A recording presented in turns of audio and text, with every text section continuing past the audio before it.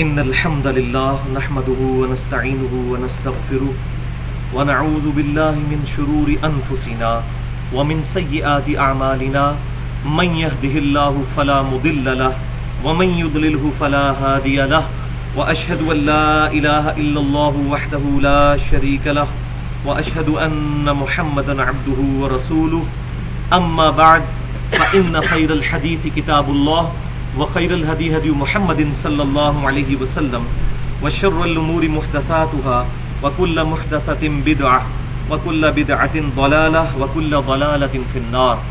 أعوذ بالله السميع العليم من الشيطان الرجيم من همزه ونفخه ونفثه. بسم الله الرحمن الرحيم. رب اشرح لي صدري ويسر لي أمري واحلل عقدة من لساني يفقهوا قولي. بسم الله الرحمن الرحيم. ان الله وملائكته يصلون على النبي يا ايها الذين امنوا صلوا عليه وسلموا تسليما. اللهم صل على محمد وعلى ال محمد كما صليت على ابراهيم وعلى ال ابراهيم انك حميد مجيد. اللهم بارك على محمد وعلى ال محمد كما باركت على ابراهيم وعلى ال ابراهيم انك حميد مجيد. آج لیکن یہ صرف ایگزامپل ہے، ایسے ہوگا نہیں کہ قیامت والے دن کسی کے پاس کوئی دولت آ جائے. اللہ تعالیٰ فرما رہا ہے بالفرض محال، for the sake of argument جس کو کہتے ہیں، کہ اگر اس پوری زمین جتنی دولت ان کے پاس آ جائے اور اتنی ہی اور آ جائے اور یہ کہیں کہ ہمیں قیامت والے دن اللہ کے عذاب سے چھٹکارا مل جائے تو نہیں ملے گا. یہ دنیا میں ہی ہے کہ بدماش لوگ جو ہیں وہ رشوت دے کر مجرموں کو چھڑوا لیتے ہیں. اللہ کے حضور یہ چیز نہیں چل سکتی. وَلَهُمْ عَذَابٌ عَلِيمٌ، اور ان کے لیے ہے دردناک عذاب. يُرِيدُونَ أَن يَخْرُجُوا مِنَ النَّارِ، وہ بہت ارادہ کریں گے دوزخ میں پہنچنے کے بعد اس چیز کا کہ آگ سے کسی طریقے سے باہر نکل جائیں. وَمَا هُمْ بِخَارِجِينَ، لیکن وہ وہاں سے نکل نہیں سکیں گے. مِنْهَا، اس میں سے. وَلَهُمْ عَذَابٌ مُقِيمٌ، اور ان کے لیے ہوگا وہاں ہمیشہ کا عذاب. وَلِعَاذُ بِاللَّهِ تَعَالَى. تو یہ پرٹیکولر تعویل خاص کے اعتبار سے تو کفار کے بارے میں ہے کہ جنہوں نے اللہ تعالیٰ کی توحید کا اقرار نہیں کیا اور اللہ تعالیٰ کے انبیاء کرام علیہم السلام کو جھٹلایا ہے. لیکن تعویل عام کے اعتبار سے جو بھی اپنے اعمال کے ذریعے، اپنے کردار کے ذریعے انبیاء کی تعلیمات کو جھٹلاتے ہیں، چاہے وہ انبیاء کے نام لیوا ہی کیوں نہ ہو، وہ بھی کسی نہ کسی درجے میں اس حکم میں داخل ہے. اور یہ ہماری بڑی بدقسمتی ہے کہ ہمیں کفر کا مطلب یہی بتایا گیا کہ جو بندہ اللہ رسول کا انکار کرتا ہے وہ بھی کفر ہے. لیکن عربی لنگوسٹک میں کفر کہتے ہیں انکار کرنے کو. کوئی اپنے عقیدے سے انکار کرتا ہے، جیسا کہ جیوز ہیں یا کرسچنز ہیں.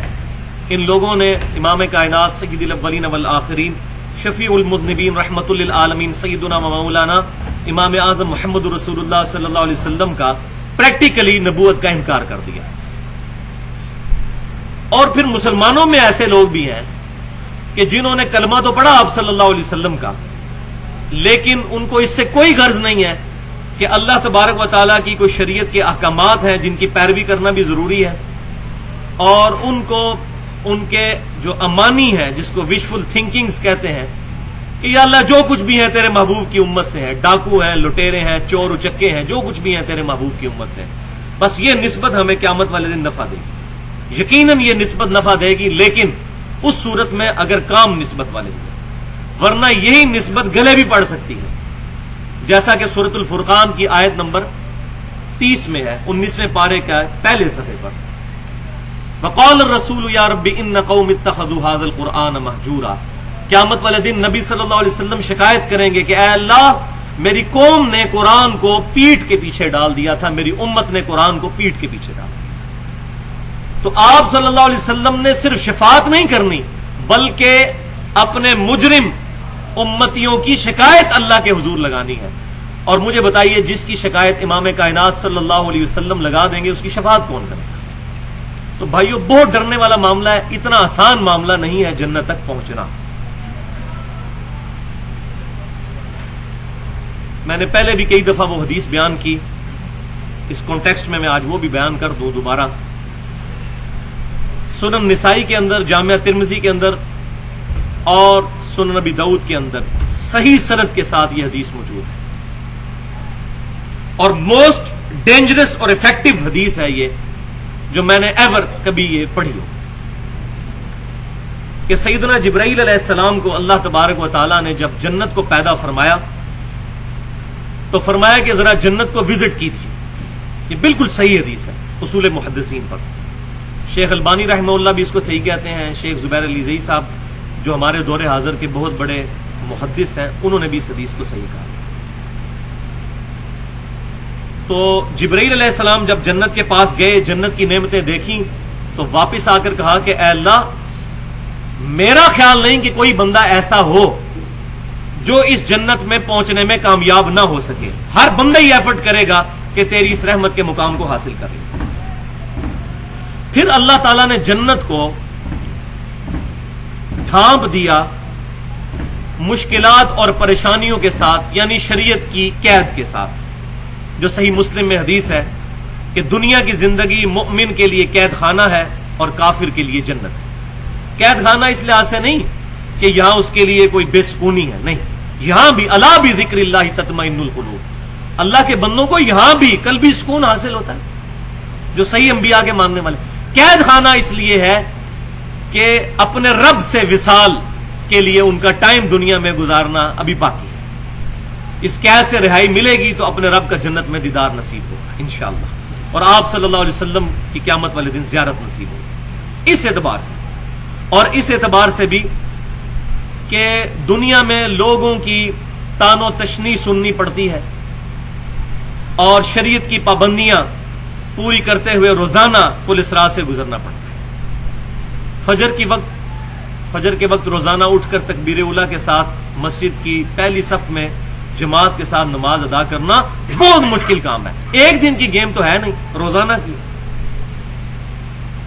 روزانہ اپنی آنکھوں کی حفاظت کرنا حرام سے، اپنی زبان کی حفاظت کرنا، اپنے ہاتھوں کی، اپنے پاؤں کی، اپنے دل کی۔ صحیح بخاری اور مسلم کی متفق علیہ حدیث ہے کہ بے شک آنکھیں بھی زنا کرتی ہیں، کان بھی زنا کرتے ہیں، ہاتھ بھی زنا کرتے ہیں، پاؤں بھی زنا کرتے ہیں، اور شرمگاہ اس کی تصدیق کرتے ہیں۔ اس کی ڈیٹیل میں جانے کی ضرورت نہیں، ہمیں پتہ ہے۔ تو یہ تمام قیدیں اس کو برداشت کرنا پڑتی ہیں۔ تو اللہ تعالیٰ نے جنت کو ڈھانپ دیا شریعت کی پابندیوں کے ساتھ، اور پھر جبرائیل علیہ السلام کو کہا کہ اب ذرا جا کر وزٹ کیجیے۔ جب انہوں نے وزٹ کیا تو کہا کہ اے اللہ، مجھے تیری عزت کی قسم، مجھے نہیں لگتا کہ اب کوئی بندہ جنت میں جانے میں کامیاب ہوگا، اتنا مشکل ہے۔ جس کو سمجھ آ جائے اس کے لیے مشکل ہے، جس کو پنجابی میں ہم کہتے ہیں کہ عقل نہ ہوئے تھے موجیں ہی موجاں، عقل ہوئے تھے سوچیں ہی سوچاں۔ اب جس کو بات سمجھ آ گئی ہے اس نے تو جوانی میں روک لگا لینا داڑھی رکھنے کا، اس نے تو جوانی میں نقاب شروع کر دینا ہے مسلم عورت نے، جس کو بات سمجھ آ جائے گی۔ پھر اللہ تبارک و تعالیٰ نے جب جہنم کو پیدا فرمایا تو جبرائیل علیہ السلام کو کہا کہ ذرا جہنم کی طرف جائیے۔ وہ جہنم کی طرف گئے اور اس کے عذاب کو دیکھ کر کہا کہ اے اللہ، مجھے نہیں لگتا کہ کوئی بندہ اس جہنم میں آنے کی کوشش بھی کرے گا، اتنا سخت عذاب ہے۔ پھر اللہ تعالیٰ نے جہنم کو، دوزخ کو شہوات کے ساتھ ڈھانپ دیا، دنیا کی لذتوں کے ساتھ جو عارضی ہیں، جس کو ہم پنجابی میں کہتے ہیں کڑگا لگا لینا۔ پھنس جائے گا بندہ ذرا سی احتیاط نہ کی تو۔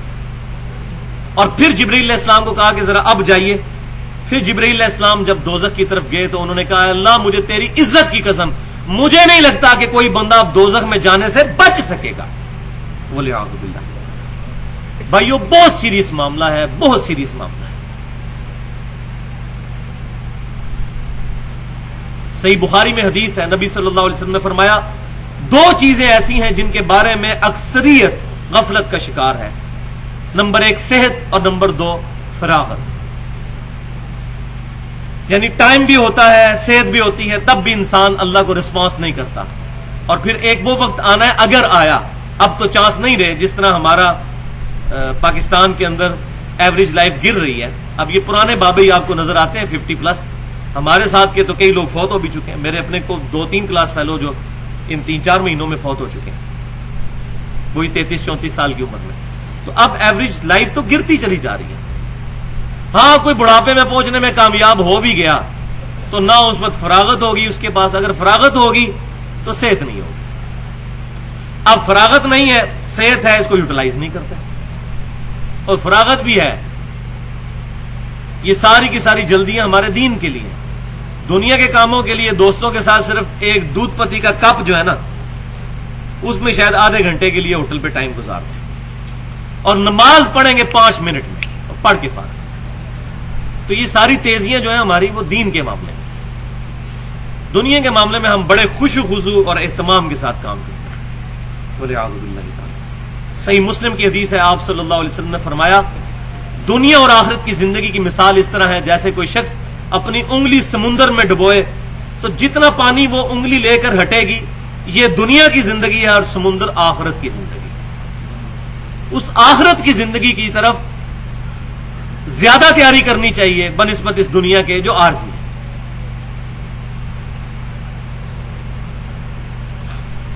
اب آ رہی ہے سورۃ المائدہ میں آیت نمبر 38, جو ایک اہم ترین آیت ہے اسلامک شریعت کے پوائنٹ آف ویو سے. میں نے سورۃ المائدہ کے تعارف میں بھی بتایا تھا کہ اسلامک شریعت کا بلیو پرنٹ, ابتدائی خاکہ سورۃ البقرہ اور سورۃ النساء ہے, یا سورۃ البقرہ ہے, اور اس کے تکمیلی احکام جو ہیں وہ سورۃ النساء, اور اس کا کلائمیکس جو ہے سورۃ المائدہ ہے. دیکھ لیں شروع سے ہی یہاں احکام حلال اور حرام کے شروع ہوئے. شروع میں ہی آیا کہ کون سے جانور حلال ہیں کون سے حرام ہیں. اس کے بعد اہل کتاب کی عورتوں کے ساتھ تمہارا نکاح حلال ہے, ان کا ذبیحہ تمہارے لیے حلال ہے. اس کے بعد وضو کا طریقہ آیا, غسل کا ذکر آیا, استنجے کا ذکر آیا, تیمم کا طریقہ آیا. اور پچھلی دفعہ ہم نے آیت محاربہ پڑھی تھی سورۃ المائدہ کی آیت نمبر 33 کہ مرتد کی سزا کیا ہے, اور اسی کانٹیکسٹ میں نے گستاخ رسول کی سزا کو بھی بیان کیا تھا, جو مسئلہ نمبر 45 کے نام سے الگ سے 40 منٹ کی گفتگو اپلوڈ ہو چکی ہے ahlsunnatpak.com پر. اب آ رہا ہے چور کی سزا کا معاملہ. تو پہلے ہم یہ 3 آیات پڑھ لیتے ہیں, اس کے بعد اس کانٹیکسٹ میں انشاءاللہ تفصیلی گفتگو کروں گا.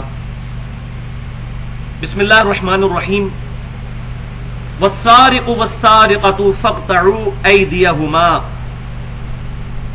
اور چوری کرنے والا مرد اور چوری کرنے والی عورت کاٹ ڈالو ان دونوں کے ہاتھ, چاہے مرد ہو یا عورت ان کے ہاتھ کاٹ دو. اور اس پہ پوری امت کا اجماع ہے کہ یہ ہاتھ جو ہے وہ کلائی سے کاٹے جائیں گے. عربی زبان میں ید کا لفظ پورے بازو کے لیے بھی بولا جاتا ہے, شولڈر تک, لیکن یہ اتفاقی معاملہ ہے کہ یہاں سے کاٹے جائیں گے, کلائی سے, کف سے. جیسا کہ تیمم میں بھی میں نے بتایا تھا کہ یہاں تک کرنا جو ہے وہ مسنون ہے. وضو کے لیے کونیوں کا ذکر آیا تو الی المرافق کا بھی الفاظ آئے. اور اس پہ میں یہاں بھی بتا دوں کہ ahlsunnatpak.com پہ میری تقریباً 2.25 گھنٹے کی گفتگو ہے وضو, غسل, استنجا اور تیمم کے صحیح احکام طہارت کے ڈیٹیل کے ساتھ. آج تک میں سمجھتا ہوں جتنی کتابیں کتاب و سنت کے منہج پہ چلنے والے لوگوں نے لکھی ہیں طہارت کے اوپر اور وضو غسل پر, وہ ایک طرف ہیں, اور وہ تمام جو میری 2.5 گھنٹے کی گفتگو ہے اس میں عورتوں کے مسائل بھی میں نے بیان کیے, اس میں نے ڈیٹیل کے ساتھ یہ سارے احکام الحمدللہ بیان کیے ہیں. تو وہاں پر بھی میں نے ذکر کیا تھا کہ وہاں پر ذکر ہے کہ جب آپ نے وضو کے لیے ہاتھ دھونے ہیں تو الی المرافق, کونیوں تک. اب یہاں صرف ہاتھ کا ذکر آیا تو ہاتھ عموماً جو ہے وہ شریعت کی ٹرم میں یہ کلائی سے ہاتھ اس کو کاٹنے, ایک ہاتھ کاٹنا ہے. پہلی دفعہ چوری کرے گا تو ایک ہاتھ, پھر دوسری دفعہ کرے گا پھر دوسرا ہاتھ. جزاء بما کسبا, یہ جزا ہے, یعنی کہ جزا سزا کے معنوں میں. یہ سزا ہے, جیسا کہ اردو میں ہم عموماً پنجابی میں جب لفظ بو بولتے ہیں تو اس سے مراد بدبو لے رہے ہوتے ہیں. حالانکہ بو تو کہتے ہیں اسمیل کو, وہ خوشبو بھی ہو سکتی ہے بدبو بھی ہو سکتی ہے. تو یہ جزا سے مراد انعام بھی ہو سکتا ہے, سزا بھی. جزاء بما کسبا, یہ ان کی کیے ہوئے کرتوتوں کی سزا ہے. نکالا من اللہ, اور یہ اللہ کی طرف سے عبرت ہے. 2 چیزیں فرمائی, سزا ہے اور عبرتناک سزا ہے کہ ہاتھ کاٹ دیے جائیں. واللہ عزیز حکیم، اور اللہ تعالی غالب ہے، حکمت والا ہے. یعنی اللہ تبارک و تعالیٰ نے حکمت کے لیے یہ سزائیں جو ہے وہ مختص کی ہیں. اللہ کے ڈیوائن وزڈم میں اس کی حکمتیں ہیں. وہ انشاءاللہ میں 5 بڑے پوائنٹ ڈسکس کروں گا ان آیات کو کور کرنے کے بعد. جو غیر مسلموں کے بھی اعتراض ہے کہ یہ سزا کیوں رکھی گئی، انشاءاللہ میں اس کو ایڈریس کروں گا. فمن تاب من بعد ظلمہ، پھر جس نے توبہ کر لی ظلم کرنے کے بعد، واصلح، اور اپنی اصلاح بھی کر لی، فإن اللہ یتوب علیہ، تو اللہ تعالیٰ پر ہے بے شک اس کی توبہ کا قبول کرنا. اللہ کہتا ہے میرے پر واجب ہے کہ میں اس کی توبہ قبول کروں گا، لیکن شرط کیا ہے؟ توبہ اور اصلاح. میں بار بار کہتا ہوں کہ اسلام میں استغفر اللہ توبہ نہیں ہے جب تک اصلاح نہ کی جائے. اب یہ پھر دلیل آ گئی ہے. اور توبہ پہ میری تقریباً 50 منٹ کی گفتگو ہے sunnatpak.com پر، مسئلہ نمبر 18 کے نام سے، گناہ کبیرہ اور توبہ کا بیان. اس میں نے ڈیٹیل کے ساتھ یہ باتیں عرض کی ہیں. تو اللہ تعالیٰ فرما رہا ہے توبہ کرے اور اصلاح کر لے اپنی، پھر اللہ پر واجب ہے کہ اس کی توبہ قبول کر لے. ان اللہ غفور الرحیم، بے شک اللہ تعالیٰ معاف فرمانے والا، رحم فرمانے والا ہے. اللہ کوئی فنیٹک نہیں معاذ اللہ کہ کسی کو سزا دے کر خوشی ملتی ہے. تو اس سے یہ بھی پتا چلا کہ چور کی سزا ہاتھ کاٹنا تو ہے، وہ دنیا کے اندر سزا ہے اس کے اعمال کے عبرت کے طور پر.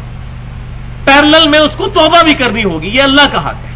یہ نہیں کہ ہاتھ کٹ گیا تو اب توبہ کی ضرورت نہیں، دونوں چیزیں پیرلل میں ہوگی. سزا بھی ملے گی اور توبہ بھی کرنی ہوگی اور اپنی اصلاح کرنی ہوگی، تب توبہ قبول ہوگی. الم تعلم ان اللہ لہ ملک السماوات والارض، کیا تمہیں یہ معلوم نہیں ہے کہ اللہ ہی کی بادشاہت ہے جو کچھ آسمانوں میں ہے اور جو کچھ زمین میں.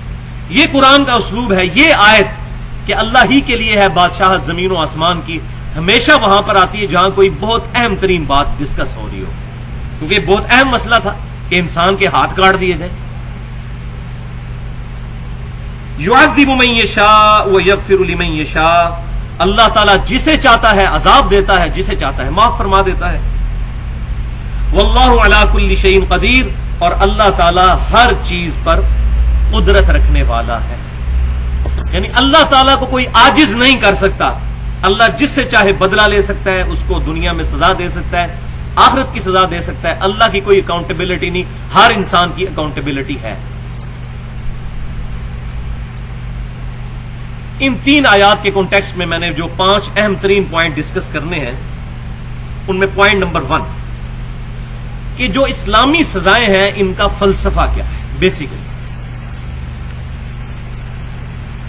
جتنی اسلام کی سزائیں ہیں ان کا بیسک فلسفہ ہے ڈیٹرنس کو قائم کرنا، جس کو آپ اردو میں کہہ سکتے ہیں کہ حکومت کی جو مضبوطی ہے عوام کے اوپر کہ وہ غلط کام نہ کریں، دہشت گردی نہ پھیلائیں، لوگوں کو تکلیف نہ دیں، یہ قائم کرنا ہے. ڈیٹرنس قائم کرنا، یہ ہے شرعی سزاؤں کی حکمت.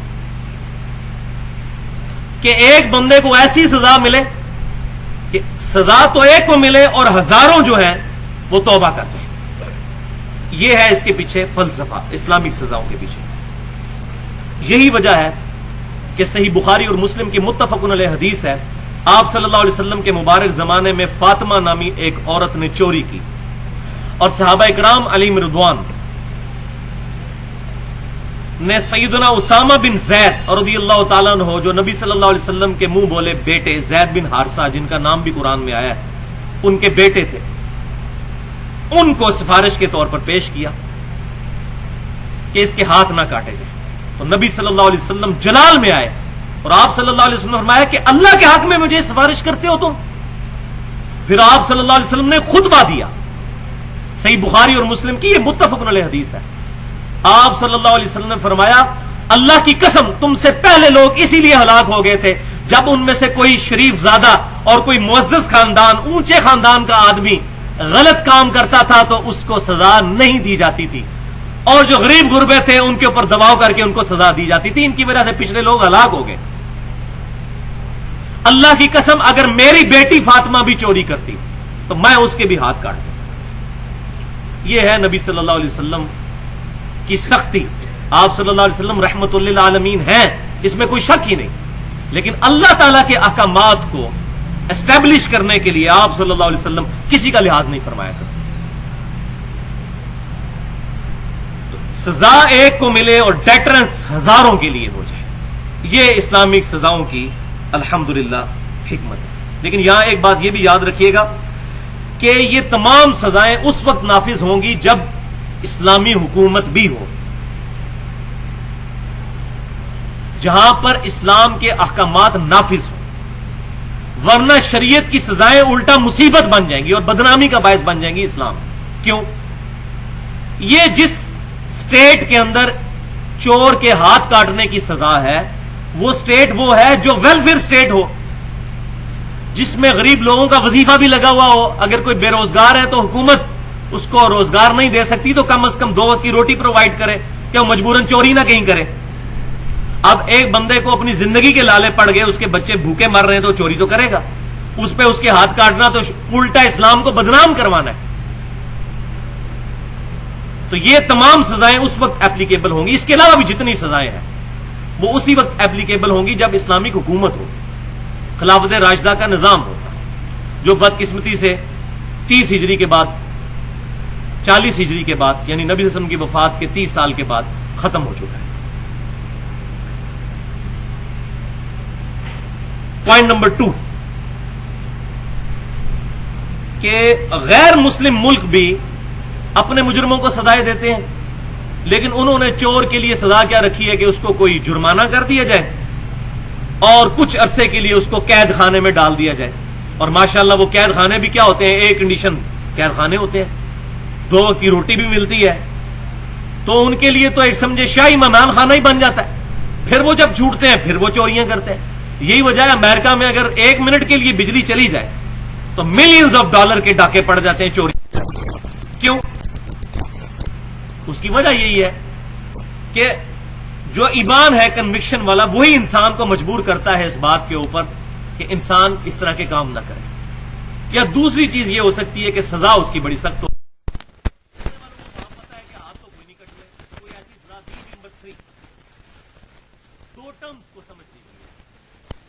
عدم تعزیرن چھوڑ دیا, اللہ تعالیٰ نے خود چھوڑا ہے. اب یہ وہ اہل بدعت کی طرح نہ اعتراض کیا جائے قرآن حدیث میں کہاں لکھا ہوا ہے, تو وہ بات ہی غلط ہے. یہ اللہ تعالیٰ نے خود اس میں چھوٹ دی ہے. وہ جی تو امام حنیفہ رحمۃ اللہ علیہ نے بتایا, فلاں امام نے, تو یہ اب کیمرے کا مسئلہ امام حنیفہ نے بتایا, پوسٹ مارٹم کا مسئلہ انہوں نے بتایا, انتقال خون کا مسئلہ انہوں نے بتایا, جگر ٹرانسپلانٹ کرنے کا مسئلہ انہوں نے بتایا. میں یہ بتاتا ہوں آپ میرے مقلد ہو جائیں. پھر اجتہاد تو بھائی قیامت تک جاری رہے گا, کسی ایک بندے پر فکس نہیں ہے. اسی پہ میری ایکسکلوسیو گفتگو ہے 25 منٹ کی ahlsunnatpak.com پر, مسئلہ نمبر 11 کے نام سے تقلید اور پہلے 300 سال کے مسلمانوں کے اسلاف. اس میں نے بتایا کہ پہلے 300 سال کے اندر تقلید کا کیا موقف ایگزسٹ کرتا تھا جو آج بالکل الٹی شکل میں آ چکا ہے. تو تعزیر ہوگی قاضی کی ثوابدید پہ. وہ یہ کہہ سکتا ہے کہ یہ جو آوارہ نوجوان اس طرح کی حرکتیں کرتا ہے, اس کا منہ کالا کر کے, اس کے گلے میں جوتیوں کا ہار پہنا کر, اس کو گدھے پر سوار کر کے پورے شہر کا چکر لگوایا جائے, یہ تعزیر ہوگی. یا جن لڑکیوں کو چھیڑتا ہے ان کو بلایا جائے اور سریعام کھڑے کر کے ان کے ذریعے اس کے سر پہ جوتے مروائے جائیں. اس طرح کی سزائیں ہوئی ہیں, صحیح بخاری مسلم میں موجود ہے. جو یہ عادی شرابی وغیرہ تھے ان کے بارے میں ایسی سزائیں بھی ہوئی ہیں کہ جوتے بھی مارے گئے ہیں. تو یہ تعزیر جو ہے قاضی کی ثوابدید پہ ہے کہ وہ کیا ڈیسیژن کرے گا. پوائنٹ نمبر 4, یہ بہت امپورٹنٹ پوائنٹ ہے کہ اسلامک حدود اسی وقت نافذ ہوں گی جب معاملہ عدالت میں رپورٹ ہوگا. اور جب ایک دفعہ معاملہ عدالت میں رپورٹ ہو گیا, اب کوئی شخص کہے کہ نہیں میں چور کو معاف کرتا ہوں, تو معاف نہیں کر سکتا, کیونکہ ڈیٹرنس نہیں پھر رہے گی. معاملہ پبلکلی رپورٹ ہو گیا, عدالت میں پیش ہو گیا, اب جس کی چوری ہوئی وہ خود بھی معاف نہیں کر سکتا. اس کا ثبوت سن ابی داؤد, سن نسائی اور سن ابن ماجہ میں حدیث ہے کہ ایک صحابی کی چادر چوری ہو گئی. وہ مسجد میں لیٹے ہوئے تھے, پاس چادر رکھی تھی اور بڑی مہنگی چادر تھی, 30 درہم اس کی قیمت تھی, جو آج کے تقریباً 65,250 روپے بنتے ہیں. اتنی مہنگی چادر تھی, ایکسپورٹ کوالٹی ہوگی. اس کی وجہ یہ ہے کہ عرب کے اندر کاٹن تو اگتی نہیں تھی, کپڑا باہر سے ہی امپورٹ کیا جاتا تھا. تو وہ آگے آ بھی جائے گی کیلکولیشن میں نے کیسے کی ہے انشاءاللہ پوائنٹ نمبر 5 میں بتاؤں گا. تو 30 درہم کی ان کی چادر تھی, وہ چوری ہوئی اور نبی صلی اللہ علیہ وسلم کے پاس مقدمہ پیش ہوا. تو آپ صلی اللہ علیہ وسلم نے چور کے ہاتھ کاٹنے کا حکم دیا. تو وہ دوسرے صحابی کو ترس آ گیا, انہوں نے کہا ظاہر ہے, ان کو لگا کہ اب میری وجہ سے اس کے ہاتھ کاٹ جائیں گے. تو انہوں نے کہا یا رسول اللہ میں اس کو چادر دے دیتا ہوں, یہ ادھار رکھ لے, جب پیسے ہو مجھے دے دے, اس کے ہاتھ نہ کاٹیں. تو آپ صلی اللہ علیہ وسلم نے فرمایا کہ یہ اب تم معاف کر رہے ہو, میرے پاس مقدمہ پیش ہونے سے پہلے معاف کرنا تھا, کیونکہ جب بات کورٹ میں چلی جائے گی پھر ڈیٹرنس کے لیے, ریٹ آف دا گورنمنٹ قائم کرنے کے لیے سزا دینی ہوگی. پوائنٹ نمبر 5 کہ کتنی چوری کی قیمت ہو, کتنا جو ہے وہ قیمت والا مال چوری کیا جائے کہ جس پر سزا ہوگی, تو اس کا ثبوت پھر الحمدللہ ہمیں صحیح احادیث میں ملتا ہے. اب میں یہاں ضمناً بات بتا دوں, اب قرآن پاک میں چکے ہے کہ چور کے ہاتھ کاٹنے, اب جو منکرین حدیث ہیں ان کے پاس قرآن پاک میں کوئی آیت موجود نہیں ہے جو یہ بات بتائے کہ کتنا مال وہ چوری کرے گا تو اس کے ہاتھ کاٹے جائیں. مثلاً ایک بال پوائنٹ کسی نے چوری کیا تو اب اس کے ہاتھ کاٹے جائیں گے, تو بڑی عجیب بات ہوگی, بال پوائنٹ چوری کرنے پہ ہاتھ کاٹ دیا جائے, اس کی ویلیو ہی کیا ہے. تو اب قرآن میں ان کے پاس کوئی دلیل موجود نہیں کہ وہ کتنے مال کی چوری کرے تو اس پہ سزا ہے, لہذا انہوں نے اس آیت کا مطلب ہی چینج کر دیا. لیکن قرآن اپنی حفاظت کرتا ہے, قرآن میں نہ باطل آگے سے داخل ہو سکتا ہے نہ پیچھے سے داخل ہو سکتا ہے. سورہ حمیم سجدہ میں قرآن میں باطل داخل نہیں ہو سکتا, قرآن اپنی آیات کی خود حفاظت کرتا ہے. انہوں نے منکرین حدیث نے کیا ترجمہ کیا, پرویزیوں نے, والسارق والسارقۃ فاقطعوا ایدیہما جزاء بما کسبا نکالا من اللہ, کہ چوری کرنے والا مرد اور چوری کرنے والی عورت کے لیے ایسا سسٹم قائم کیا جائے کہ وہ چوری نہ کر سکیں. یہ انہوں نے ترجمہ کیا اس میں. یہاں کس لفظ کا 2 الفاظ اتنے سخت ہے, جزام بما کسب, یہ سزا ہے ان کے کرتوتوں کی. تو اچھا سسٹم قائم کرنا چوروں کے لیے سزا ہے؟ بتائیں مجھے, اردو لنگوسٹک میں کسی کو سمجھائیں, اچھا سسٹم قائم کرنا چوروں کے لیے سزا ہے؟ نکالا من اللہ, اور یہ عبرت ہے اللہ کی طرف سے, یہ عبرت ہے ان کے لیے. عبرت تو تب ہوگی ان کے ساتھ کوئی سزا ان کو دی جائے. سسٹم کا قائم کرنا ان کے لیے عبرت ہوئی, ان کے لیے تو فائدہ مند چیز ہوئی کہ وہ چوری نہ کریں. ہم بھی چاہتے ہیں ایسا سسٹم ہو, لیکن یہ فٹ نہیں بیٹھتا ترجمے میں. عبرت کہاں سے ہوئی؟ عبرت اسی صورت میں ہوگی جب سزا دی جائے گی. تو بالکل واضح الفاظ ہیں, لیکن جب کوئی بندہ بےایمانی پر اترا ہو تو اس کا تو کوئی علاج نہیں ہے. تو وہ چونکہ ان کے رزلٹ فکس ہے, ان کو احادیث کی طرف جانے کی توفیق ہی نہیں ہے, اس لیے ان کے لیے پرابلم کھڑا ہو گیا. تو حدیث میں وہ مالیت کیا ہے, اس کانٹیکسٹ میں صحیح بخاری اور مسلم کی متفق علیہ حدیث ہے. امام کائنات سید الاولین والآخرین شفیع المذنبین رحمت للعالمین سیدنا و مولانا امام اعظم محمد رسول اللہ صلی اللہ علیہ وسلم نے فرمایا کہ چور کے ہاتھ کاٹے جائیں گے 1/4 دینار یا اس کے برابر مالیت یا اس سے زیادہ مالیت کی چیز پر. 1/4 دینار مالیت اگر چیز کی ہو جو اس نے چوری کی تو اس پر اس کے ہاتھ کاٹے جائیں گے. اب 1/4 دینار کتنے ہیں آج کے دور کے اعتبار سے, اس کو بھی سمجھ لیجئے. یہ بڑی ٹیکنیکل گفتگو ہے اور بڑی اہم گفتگو ہے. بھائیو, نبی صلی اللہ علیہ وسلم کے مبارک زمانے میں 20 دینار جو ہوا کرتے تھے وہ آج کے 7.5 تولے سونے کے برابر بنتے ہیں. دینار سونے کا کوائن, سکہ ہوا کرتا تھا, جس کی فیس ویلیو بھی وہی ہوا کرتی تھی جو اس کی اپنی ایکچوئل ویلیو ہوتی تھی. ہمارے پاس جو نوٹ ہوتا ہے 100 روپے کا, اس کاغذ کی قیمت 100 روپے تو نہیں ہوتی. اس کی فیس ویلیو جو اس پہ 100 روپے لکھی ہے وہ اس کی ایکچوئل ویلیو تو نہیں ہوتی ہے. ایکچوئل ویلیو تو وہ ہے جو نوٹ کے اوپر لکھا ہوتا ہے ہمارے پاکستان کی کرنسی پہ, حامل حاضہ کو مطالبہ پر ادا کرے گا. یعنی جس کے پاس یہ نوٹ ہے اس کو اسٹیٹ بینک آف پاکستان اس نوٹ کے ایکویلنٹ سونا دینے کا پابند ہے. اصل قیمت تو اس سونے کی ہے جو اسٹیٹ بینک کے پاس رکھا ہے، اس کاغذ کے ٹکڑے کی تو کوئی قیمت نہیں ہے. اور ساتھ لکھا ہوتا ہے حکومت پاکستان کی ضمانت سے جاری شدہ. حکومت پاکستان اس کی ضمانت نہ دے تو دنیا میں آپ اس کو دے کے ڈالر لے نہیں سکتے، کہیں خریداری نہیں کر سکتے. تو حکومت پاکستان نے اس کی گارنٹی دی ہوئی ہے. اس کرنسی کی اپنی فیس ویلیو تو ہے، لیکن اس کی جو ایکچوئل ویلیو ہے وہ اسٹیٹ بینک آف پاکستان کے پاس رکھی ہوئی ہے. لیکن پرانے زمانے میں جو کوائن ہوا کرتے تھے سونے کے، ان کی فیس ویلیو اور ان کی اپنی ورتھ ہوتی تھی، وہ ہوتے ہی سونے کے تھے. وہ دنیا میں جہاں کہیں لے جائیں سونے کی قیمت تو وہی رہنی ہے. تو اس وقت جو 20 دینار ہوا کرتے تھے وہ آج کے 7.5 تولہ سونا بنتا ہے، جو پوری امت کا اجماع ہے زکوٰۃ کے نصاب کے اوپر. 7.5 تولے سونا آج کا جو گرامز میں بنتا ہے 87.5 گرام 87.5 گرام آف گولڈ، یہ 20 دینار بنتا ہے 7.5 تولے. اسی طریقے سے اس زمانے میں جو 200 درہم ہوا کرتے تھے، درہم جو ہے وہ چاندی کا سکہ ہوا کرتا تھا، وہ 20 دینار کے برابر ہوا کرتے تھے. یعنی 1 دینار ہوا 10 درہم کے برابر. 10 جو ہے وہ چاندی کے سکے ہوں تو 1 سونے کا سکہ بنتا تھا. تو 200 درہم 52.5 تولے چاندی آج کے اعتبار سے بنتی تھی. لیکن یہ بات یاد رکھیں، وقت کے ساتھ ساتھ چاندی ڈی ویلیو ہوگی اور دنیا میں کرنسی صرف سونے پر چلی گئی. اس لیے میرے نزدیک حق بات یہی ہے کہ آج بھی زکوٰۃ سونے کے نصاب پر ہوگی، چاندی کے نصاب پہ نہیں ہوگی. جو یہ مولوی فتوے دیتے پھرتے ہیں 25-30 ہزار روپے کے اوپر بھی زکوٰۃ لگا دیتے ہیں. اور 25-30 ہزار تو اب ہوئی ہے چاندی قیمت، ورنہ ایسے 8-10 سال پہلے تو 5-6 ہزار روپے 52.5 تولے. جس کے بعد 5-6 ہزار روپیہ تھا تو وہ زکوٰۃ دے تو پھر دے گا کس کو؟ تو سونے کے اعتبار سے جو تقریباً میرے خیال ہے 4.5-5 لاکھ روپے بنتا ہے، سونے کا نصاب ہوگا. یہ اکثر پوچھتے ہیں کیوں ہماری کرنسی سونے کے ایکویلنٹ ہے، چاندی کے ایکویلنٹ نہیں ہے. تو اس وقت 20 جو دینار ہوا کرتے تھے وہ 200 درہم کے برابر ہوا کرتے تھے چاندی. اور ایک اور ٹرم بھی استعمال ہوتی تھی، اوکیا.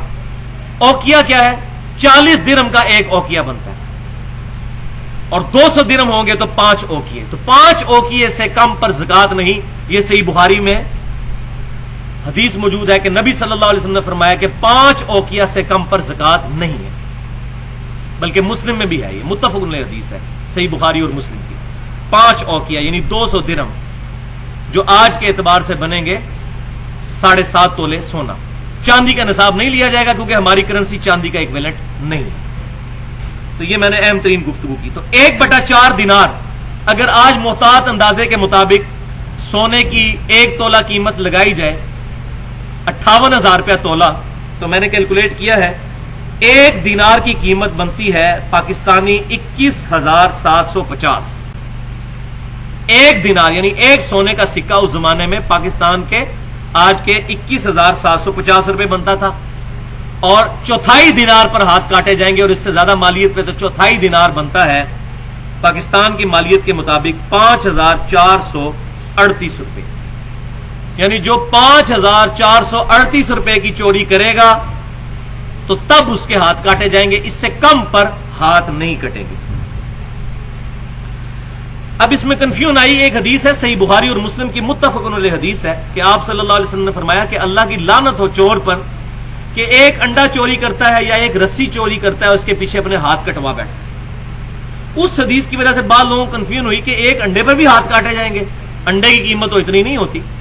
تو یہ حدیث جو ہے محدثین کے فہم میں یہ ہے کہ ایک بندہ جو انڈے کی چوری کرتا ہے، اس میں آپ صلی اللہ علیہ وسلم نے جب بخاری اور مسلم میں موجود ہے آپ نے خود فرما دیا کہ 1/4 دینار سے کم پر نہیں کاٹے جائیں گے ہاتھ.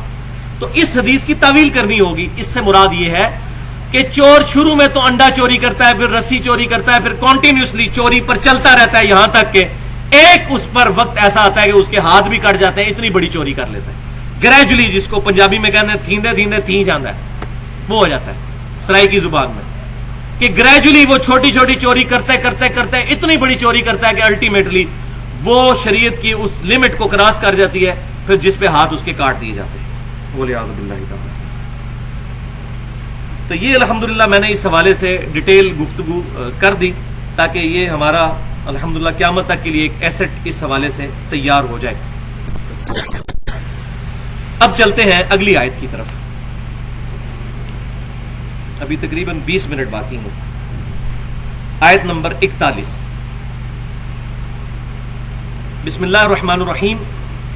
یا ایھا الرسول، اے اللہ کے رسول صلی اللہ علیہ وسلم، لا يحزنك الذين يسارعون في الكفر، آپ کو غمناک نہ کریں ان کافروں کی کوششیں جو کفر کے راستے میں کر رہی ہیں. اب یہ کانٹیکسٹ سمجھ لیں کہ نبی صلی اللہ علیہ وسلم کو اکثر خبریں ملتی رہتی تھیں. میں نے غزوہ احد پر کم از کم میرے خیال 10 لیکچر دیے تھے، سورہ آل عمران کے وہ 6 رکوع، کہ آپ صلی اللہ علیہ وسلم کو آئے دن خبریں ملتی رہتی تھی کہ اب کفار تیاری کر رہے ہیں. پھر غزوہ احد ہوا، اس کے بعد غزوہ خندق ہوا. اس طریقے سے خبریں ملتی رہتی تھیں. ظاہر ہے کہ آپ صلی اللہ علیہ وسلم غمناک ہوتے تھے. تو اللہ تعالیٰ نے فرمایا کہ ان کی کوششیں آپ کو اب غمناک نہ کریں.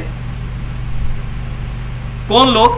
من الذین قالوا آمنا، کہ جو کہتے ہیں کہ ہم ایمان لے آئے. اوپر سے تو آپ کو کہتے ہیں ہم ایمان لے آئے، یعنی یہ کون لوگ ہیں؟ منافق اور پرٹیکولر یہودی. اسلام کے غلبے کے ڈر کی وجہ سے انہوں نے اسلام قبول کر لیا، لیکن اندر سے وہ یہودی تھے، منافق ہوئے.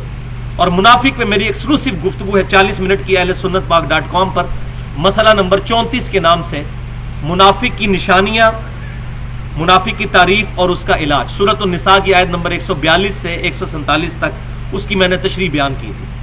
بہت اہم ترین گفتگو ہے، وہ سننے والی ہے، کیونکہ منافقت کے اوپر کلائمیکس جو ہے وہ سورۃ النساء ہے. تو یہاں میں ڈیٹیل میں نہیں جاؤں گا. تو یہ منافق جو ہے کوششیں کرتے ہیں، قالوا آمنا بافواہہم، اپنے منہ سے صرف ایمان لے کر آتے ہیں، ولم تؤمن قلوبہم، اور ان کے دلوں کے اندر ایمان نہیں ہوتا. ومن الذین ہادوا، اور ان منافقین میں سے بھی پرٹیکولر وہ لوگ جو کہ یہودی ہیں، سماعون للکذب، وہ جھوٹوں کے لیے سنتے ہیں. کیا مطلب؟ جاسوسی کرتے ہیں. اوپر سے تو اسلام لائے ہوئے، ظاہر ہے نبی صلی اللہ علیہ وسلم کی مجلس میں بھی بیٹھتے ہیں. جب تک اللہ تعالیٰ وحی کے ذریعے آپ صلی اللہ علیہ وسلم کو نہیں بتاتا تھا، آپ کو بھی نہیں پتا چلتا تھا کون منافق ہے. اور صحابہ کرام کو تو ویسے ہی نہیں پتا تھا. وہ تو غزوہ تبوک سے واپسی پر آپ صلی اللہ علیہ وسلم نے سیدنا حذیفہ بن یمان کو منافقین کے نام بتائے تھے. اس سے پہلے تو کسی کو نہیں تھا پتا. اس کے بعد بھی سوائے حذیفہ بن یمان کے کسی کو نہیں پتا تھا. تو یہ جاسوسی کرتے ہیں. سماعون لقوم آخرین، کسی اور قوم کے لیے جاسوسی کر رہے ہوتے ہیں، آ کے سنتے ہیں آپ کی مجلس میں کہ اب کیا پروفٹ کی پلاننگ ہے آگے دین کی ترویج کے لیے، تاکہ ان کو مخبری کریں اور وہ تیاری کر لیں نبی صلی اللہ علیہ وسلم کے خلاف. کون سی قوم؟ لم یاتوک، جو آپ کے پاس نہیں آئی ابھی، وہ ادھر آتے بھی نہیں آپ کے پاس. ان کے جاسوس آپ کے پاس آ کے باتیں سن کے تو ان کے پاس جاتے ہیں. یحرفون الکلم من بعد مواضعہ، اور اپنی حالت ان کی یہ ہے کہ ان کا اپنا کریکٹر یہ ہے کہ اللہ نے ان کو کتاب دی تھی اور اللہ تعالیٰ کے کلمات جو نازل کرتا تھے ان کو اپنی جگہوں سے انہوں نے بدل دیا تھا. وہ سورۃ البقرہ میں پورے 9 رکوع اس پہ میں نے ڈیٹیل کے ساتھ گفتگو کی تھی کہ یہودیوں کے اندر کیا بری خرابی تھی کہ وہ اللہ تعالیٰ کی آیات کو بدل دیا کرتے تھے اور ٹھٹا مذاق کیا کرتے تھے. یقولون، اور یہ کہتے ہیں، ان اوتیتم ھذا فخذوہ وان لم تؤتوہ فاحذروا، کہتے ہیں اگر تمہیں وہ چیز دی جائے جو تمہیں پسندیدہ ہے پھر تو تم نبی صلی اللہ علیہ وسلم کا حکم اور فیصلہ مان لینا، اور اگر وہ چیز نہ دی جائے جو تمہارے دل میں ہے تو پھر تم احراز کرنا. اس کا کیا کانٹیکسٹ تھا؟ اصل میں نبی صلی اللہ علیہ وسلم کے پاس یہ فیصلہ کروانے کے لیے لاتے تھے اپنے گناہوں کا، کیونکہ نبی صلی اللہ علیہ وسلم کو ایک بڑی شخصیت، ایک پرسنالٹی کی فارم میں لوگوں نے، اہل مدینہ نے ایکسیپٹ کر لیا تھا مدینہ شریف میں. تو یہ اپنے مقدمات نبی صلی اللہ علیہ وسلم کے پاس لے کر جاتے تھے تاکہ آپ صلی اللہ علیہ وسلم سے اپنے مقدمات کا فیصلہ کروائیں. اب وہی بات ہے جیسے آج لوگ مولویوں سے اپنی مرضی کے فتوے لیتے ہیں. تو یہ کہتے تھے کہ بھئی ہماری تورات میں تو بڑی سخت سزا ہے زانیوں کے لیے، پرٹیکولر زنا کے کیس لے کے جایا کرتے تھے. سنن نبی داؤد میں پورا چیپٹر موجود ہے. تو اگر نبی صلی اللہ علیہ وسلم نے کوئی ریلیکس سزا دی تو پھر آپ کا حکم مان لینا، اگر سخت دی تو پھر ادھر آ جانا، ہم کوئی فتویٰ بازی کر لیں گے. یہ پیچھے ان کے ہوتا تھا، والعیاذ باللہ.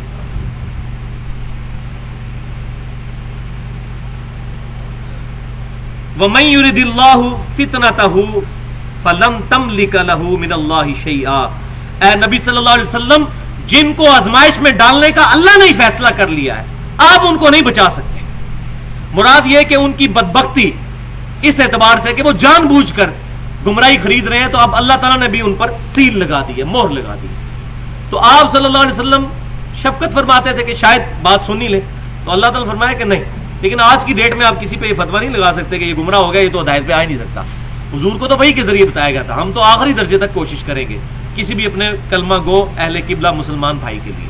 یہ نہیں ہے کہ یہ تو جناب گمراہ ہے، یہ تو ہے ہی مشرک ہے، یہ تو ہے ہی گستاخ رسول ہے، اس کو تو ہدایت مل ہی نہیں سکتی. توبہ استغفار، یہ بات کبھی نہیں کرنی چاہیے. نبی صلی اللہ علیہ وسلم کو تو وحی کے ذریعے بتایا گیا تھا کہ یہ جاسوسی کرنے آتے ہیں. آج ہم تو نہیں کسی کے بارے میں کہتے کہ جاسوس ہے. تو ان کے برے کرتوتوں کی وجہ سے اللہ نے آزمائش میں ان کو ڈالا. آزمائش کیا ہے کہ نہ ادھر کے میں نہ ادھر کے، کٹی پتنگ کی طرح. تو آپ صلی اللہ علیہ وسلم اللہ تعالیٰ کے مقابلے پر ان کے لیے کچھ نہیں کر سکتے. اولئک الذین لم یرد اللہ ان یطہر قلوبہم، اللہ تعالیٰ نے زبردستی کوئی ارادہ نہیں کیا ان کے لیے کہ ان کے دلوں کو پاک کر دے. اللہ چاہے تو آن کی آن میں ساروں کو ابوبکر صدیق بنا دیتا رضی اللہ تعالیٰ عنہ، ایک آن میں ساروں کو سیدنا عمر عثمان و علی بنا دیتا. نہیں، زبردستی نہیں کرنی اللہ تعالیٰ نے. لہم فی الدنیا خزی، ان کے لیے دنیا میں بھی ذلت ہے. وَلَهُمْ فِي الْآخِرَةِ عَذَابٌ عَظِيمٌ، اور آخرت میں تو اللہ تعالیٰ نے بہت بڑا عذاب ان کے لیے تیار کر رکھا. دنیا میں کیا ذلت ہے؟ مسلمانوں میں بھی ظاہر ہے وہ کانفیڈنس لوز کر جاتے تھے اور اکثر قتال سے پیچھے بھاگتے تھے، کیونکہ قتال کے لیے تو کنوکشن والا ایمان چاہیے. کون بندہ ہے کہ جو اپنی جان لے کر اللہ کے حضور میدان جنگ میں اتر ہے جب تک اس کا ایمان مضبوط نہیں ہوگا. اسی لیے میں نے قتال پہ بھی پوری ڈیٹیل کے ساتھ گفتگو کی تھی، غالباً مسئلہ نمبر 25 کے نام سے ہے اہل سنت پاک.com، کہ قتال is the summum bonum of Islam. Summum bonum Immanuel Kant کی فلسفی میں ہائیسٹ گڈ کو کہتے ہیں. کسی فلسفے کا سب سے اونچی اچھائی، ہائیسٹ گڈ آف اے فلسفی از نون ایز سمم بونم. اسلام کا سمم بونم قرآن کی روح سے سورہ الصف پڑھ لیجئے، وہ تو جب آئے گا تو میں انشاءاللہ بتاؤں گا. سورہ صف پارہ نمبر 28. اسلام کا سمم بونم قتال ہے، ہائیسٹ گڈ، کہ کوئی شخص اپنی جان اپنے رب کے لیے دینے کے لیے تیار ہو کر میدان جنگ میں اتر آئے. اور اللہ تعالیٰ کرے کہ ہمیں شہادت کی موت نصیب ہو. صحیح مسلم میں حدیث ہے، نبی صلی اللہ علیہ وسلم نے فرمایا جو شخص شہادت کی تمنا کے بغیر دنیا سے گیا وہ منافقت کی ایک شاخ پر مرا. اس پہ میں نے بڑی ڈیٹیل کے ساتھ احادیث بھی بیان کی تھی قتال کے حوالے سے. تو بھائی قتال کے لیے تو کنوکشن والا ایمان چاہیے. جو بندہ فجر کے وقت اٹھ کر تکبیر اولیٰ سے نماز نہیں پڑھ سکتا، اپنا بسترا نہیں چھوڑ سکتا، اس نے جا کے کہاں اللہ تعالیٰ کے لیے جان اپنی قربان کرنی ہے؟ سوچنے والی بات ہے. سماعون للکذب، اللہ تعالیٰ ہمارا ان کا کریکٹر کیا ہے؟ ان کا کریکٹر یہ ہے کہ جھوٹ کی یہ مخبری کرتے ہیں. اکالون للسحت، بہت بڑے حرام خور ہیں. یہودیوں کی ہے، آج تک آپ دیکھ لیں پوری دنیا میں حرام خوری انہی کی وجہ سے چل رہی ہے.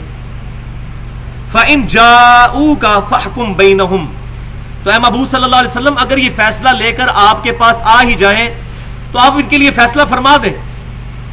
آپ کو اجازت ہے اللہ تعالیٰ کی طرف سے کہ آپ کو، حالانکہ اللہ نے بتا دی یہ بات کہ آئے یہ چسکا لینے کے لیے، لیکن آپ اگر ان کی تالیف قلب کے لیے فیصلہ فرمانا چاہتے ہیں تو فرما دیں، کوئی حرج نہیں ہے.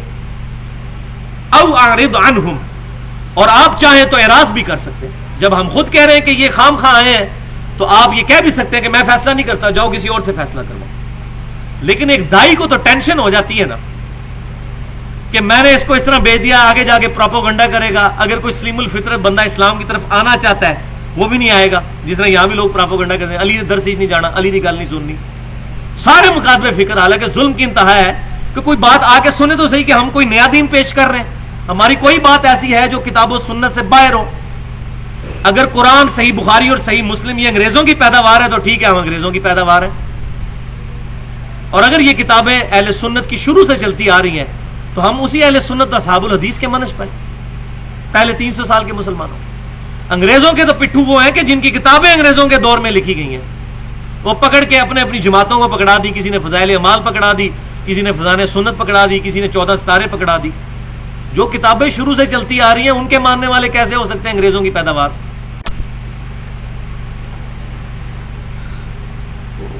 مجھے اپنے استاد کی بات یاد آ گئی، اللہ تعالیٰ ان کی غلطیاں معاف کرے، ڈاکٹر اسرار صاحب. وہ فرمایا کرتے تھے جو بندہ دین کے کام میں جڑا نہیں نہ ہوا اس کو کبھی بھی قرآن سمجھ نہیں آ سکتا، کیونکہ نبی صلی اللہ علیہ وسلم کو جو جو تکلیفیں برداشت کرنا پڑی دعوت کے میدان میں،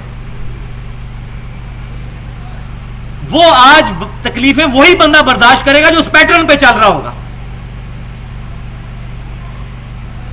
اور اس میں وہ ایک جملہ بولا کرتے تھے کہ آپ چوک میں کھڑے ہو کر یہ بات کریں کہ آج میں نے 100 رکعت نفل پڑھے رات کو، اور میں نے الحمدللہ گانا سننا چھوڑ دیا، فلمیں دیکھنی چھوڑ دی، تو آپ کو لوگ مبارکباد دیں گے اور آپ کے گلے میں ہار بھی ڈالیں گے.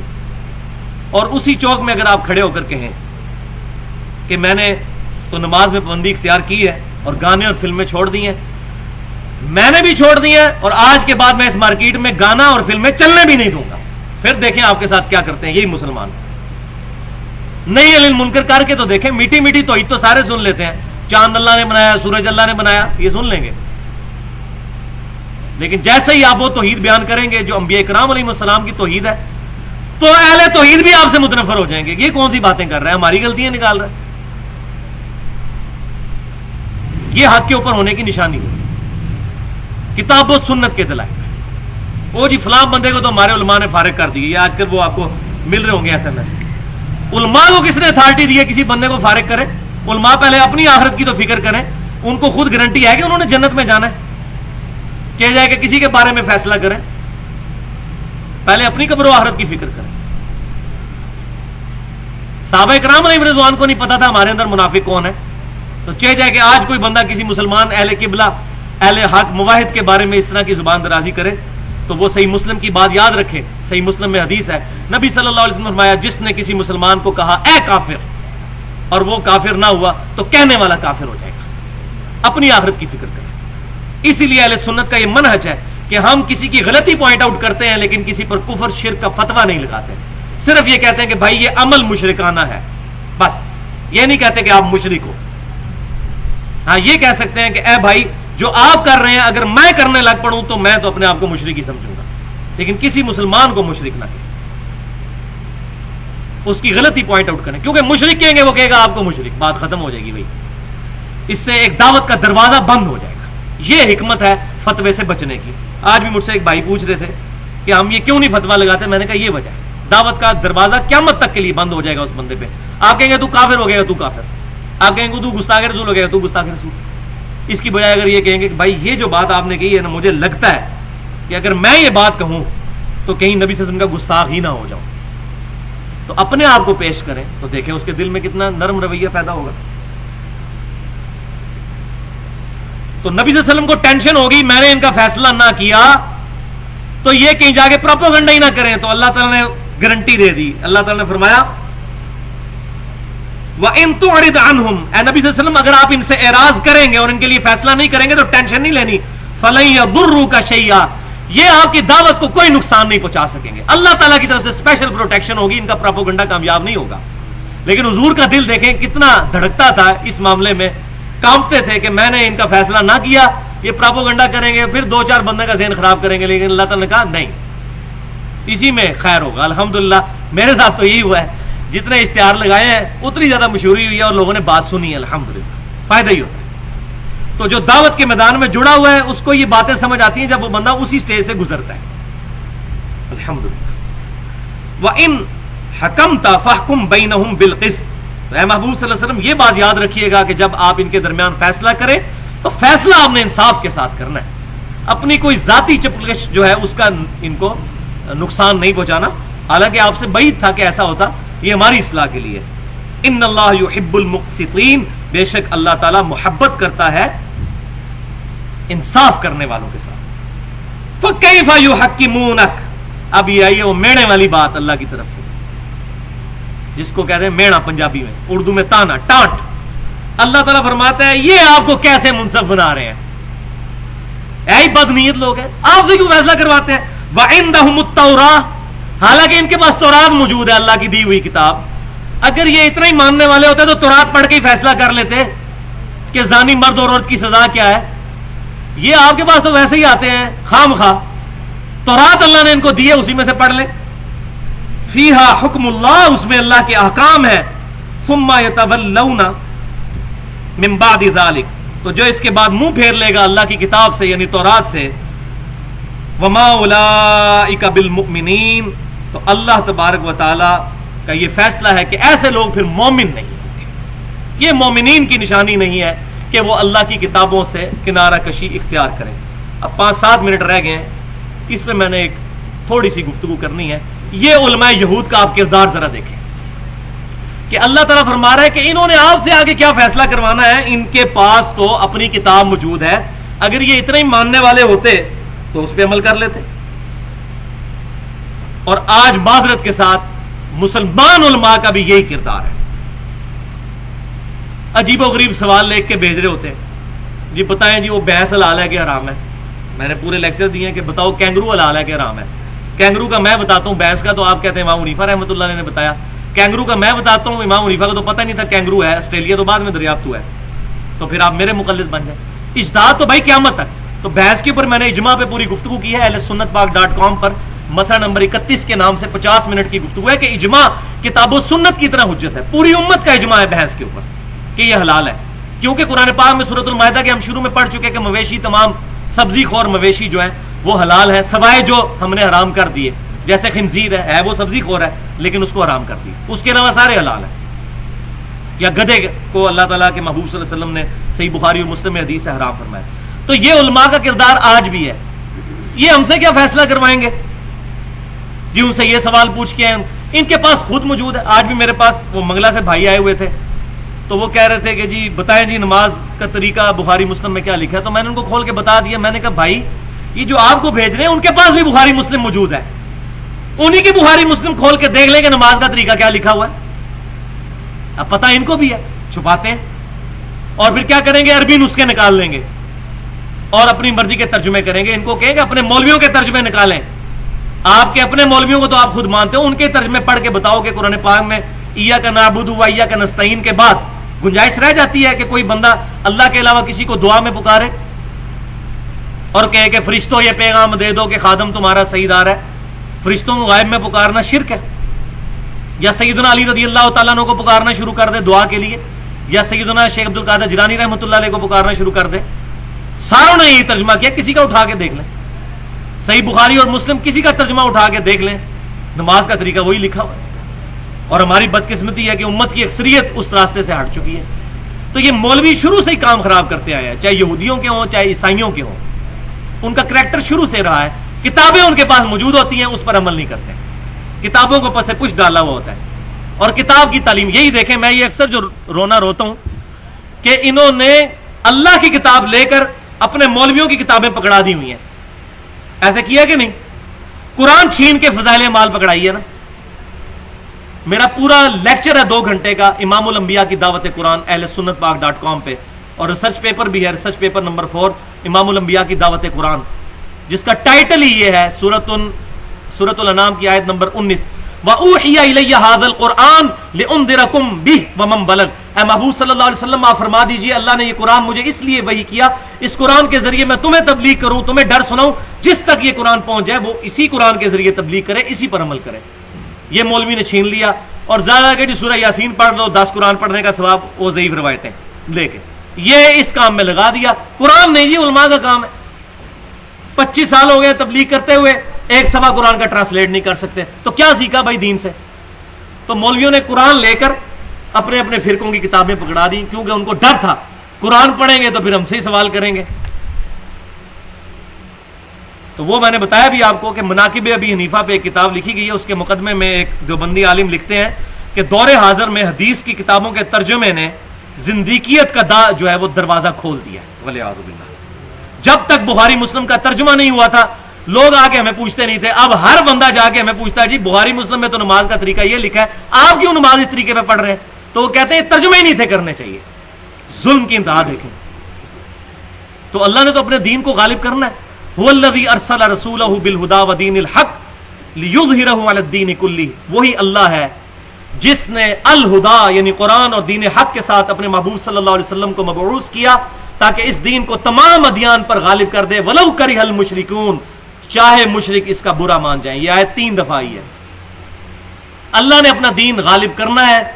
الحمدللہ اسلام کی نشت ثانیہ کا آغاز ہو چکا ہے, کتابوں کے ترجمے ہو رہے ہیں, اور الحمدللہ مجھے سب سے زیادہ خوشی اس بات کی ہے کہ سب سے زیادہ حدیث کی کتابوں کے ترجمے بریلوی مکتبہ فکر سے ہو رہے ہیں. ان کتابوں کے ترجمے کے جو آج تک ہوئے نہیں تھے. سنن دارمی کا ترجمہ آ گیا, مسند امام احمد کا ترجمہ آ گیا, مسند امام شافعی کا ترجمہ آ گیا, المستدرک للحاکم کا ترجمہ آ گیا. تو یہ الحمدللہ, اور یہ میں نے بہت پہلے یہ پریڈکشن کی تھی, کیونکہ میں خود بھی 31 سال تک بریلوی رہا ہوں, اب میری عمر تقریباً 34 سال ہے, کہ اس ملک میں اگر انقلاب کوئی لا سکتے ہیں تو صرف بریلوی. اس کی وجہ یہ ہے کہ ان کی جو نبی صلی اللہ علیہ وسلم کے ساتھ عقیدت ہے وہ ڈیویٹ ضرور ہے, لیکن وہ انتہا درجے کی عقیدت ہے. اگر ان کو یہ بات پتہ چل جائے کہ کتاب و سنت میں نبی صلی اللہ علیہ وسلم کی تعلیمات کیا ہے, جس کی ایک مثال میں آپ کے سامنے ہوں. وقت نہیں ڈال دیے سب کو, اللہ تعالیٰ نے میرے ذریعے, میں نہیں کہتا میں نے ڈالا ہے, اللہ نے ڈالا ہے, حق سامنے پیش کیا. اور میں ان کو کہتا ہوں کہ میں تو جو ہے وہ توڑا پیتوں ہاں, دائیاں کو نہیں ٹیڑھ چھپے ہونے. ہمیں کون سی بات بتاؤ گے کس طریقے سے عوام کو دھوکہ دیا گیا نبی صلی اللہ علیہ وسلم کے مبارک نام. اور میں نے بھی جب قرآن اور سنت پڑھنا شروع کی تو مجھے حیرانگی ہوئی کہ ہمیں تو زوم تھا, ہم سے تو بڑا محب رسول ہی کوئی نہیں ہے, اور ہم سب سے بڑے گستاخ رسول ہیں, حضور کی ایک بات پر بھی عمل نہیں کرتے صلی اللہ علیہ وسلم. اور جو بیچارے ہمیں چیخ چیخ کے کہتے ہیں کتاب و سنت کے طریقے پہ چلو, ہم ان کو کہتے ہیں گمراہ ہے, یہ گستاخ رسول ہے. چور بھی کہ چور چور. تو الحمدللہ یہ انقلاب آئے گا اس صورت میں کہ یہ کتابیں ترجمے ہوں گی, اور اب مولویوں کے ہاتھ سے گیم نکل چکی ہے الحمدللہ. اللہ کا شکر ہے, اور اللہ تعالیٰ نے اس دین کو انشاءاللہ غالب کرنا ہے, اور یہ ترجمے ہونے شروع ہو گئے ہیں. اللہ تعالیٰ سے دعا ہے جو میں نے حق بات کہی اللہ تعالیٰ ہمارے دلوں میں راسخ فرمائے. اگر جذبات میں میرے منہ سے کوئی غلط بات نکل گئی تو اللہ تعالیٰ ہمارے دلوں سے محو کر دے. محفل سے اٹھنے کی دعا ہے. سبحانک اللہم و بحمدک اشہد ان لا الہ الا انت استغفرک و اتوب الیک وما علینا الا البلاغ المبین.